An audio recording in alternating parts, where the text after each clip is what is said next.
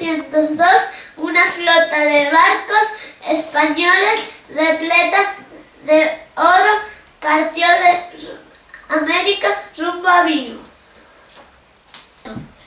Las tropas inglesas y holandesas tuvieron noticias de esa expedición y se dirigieron a Vigo para hacerse con el botín.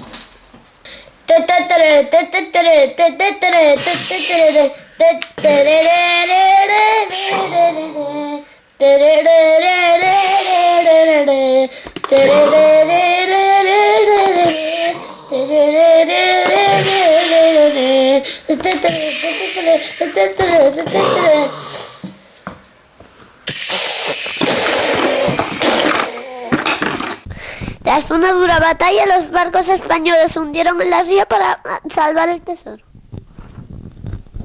Años después, el capitán Nemo, a bordo de su Nautilus, se acercó a Vigo, descubrió el tesoro y se lo llevó.